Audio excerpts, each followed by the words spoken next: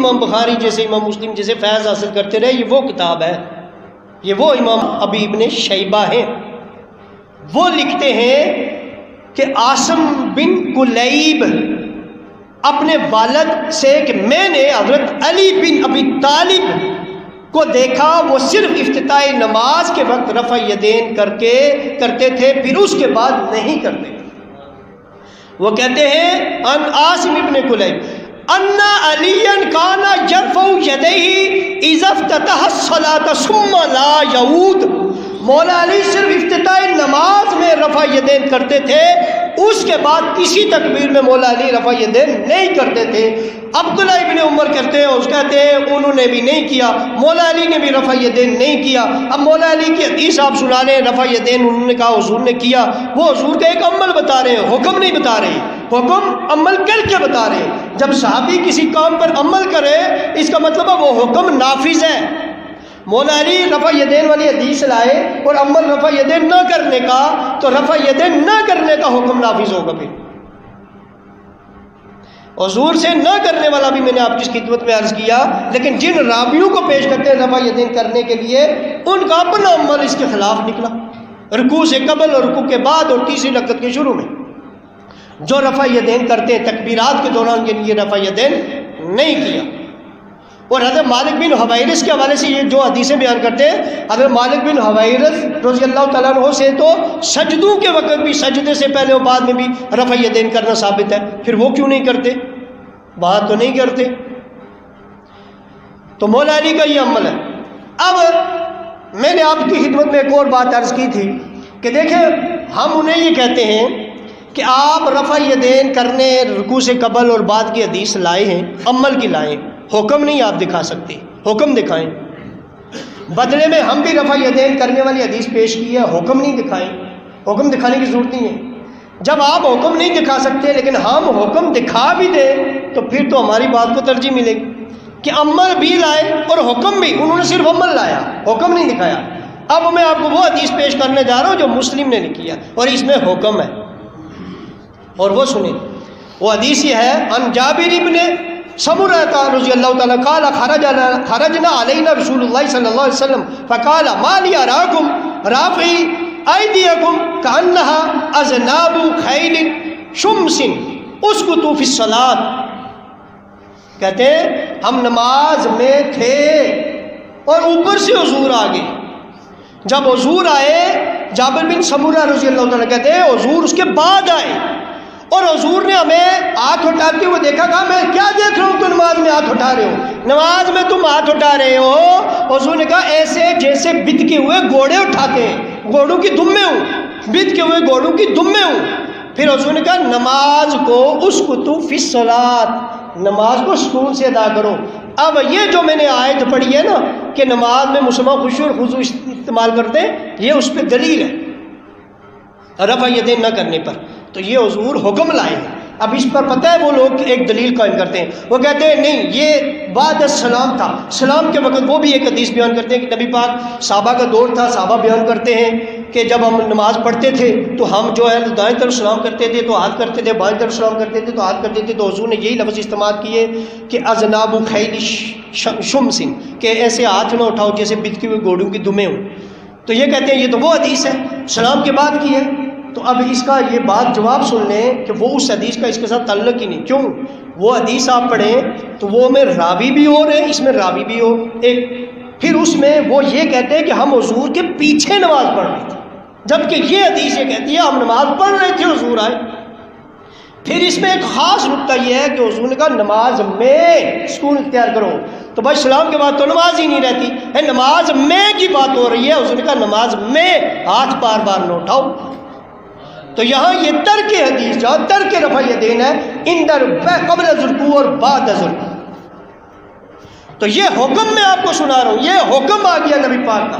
کیا وہ حکم بھی ہم دکھا رہے ہیں، عمل بھی ہم دکھا رہے ہیں۔ ابو بکر کا بھی عمل دکھایا، عمر فاروق کا بھی عمل دکھایا، مولا علی کا بھی عمل آپ کو سنایا، حضرت عبداللہ ابن عمر کا بھی عمل سنایا، اور عبداللہ ابن مسعود جیسے صحابی رسول کی تو حدیث بھی ان سے روایت ہے جس سے امام اعظم ابو حنیفہ قبول کرتے ہیں۔ یہاں تک تو ایک بات ختم ہو گئی۔ یہاں دوسرا ٹاپک رفع یدین کا پھر چھیڑتے، پتہ ہے کیا ہے؟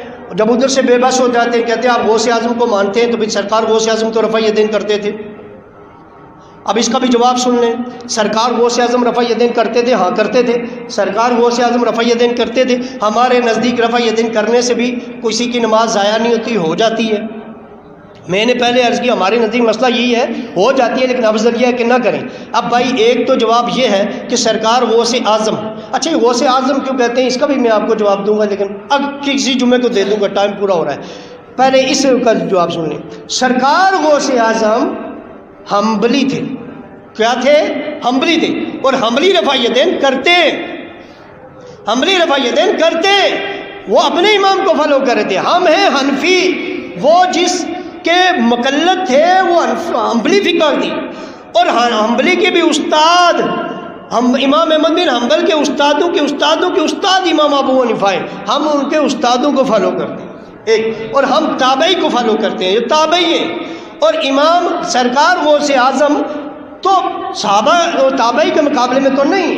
اور پھر امام سرکار غوث اعظم کو ہم فقہی امام تو نہیں کہہ رہے. فقہی امام تو امام اعظم ابو حنیفہ کو کہتے ہیں. سرکار غوث اعظم تو ولیوں کے ولایت کا ایک مقام ہے، اور وہ ہمارے روحانی امام ہیں.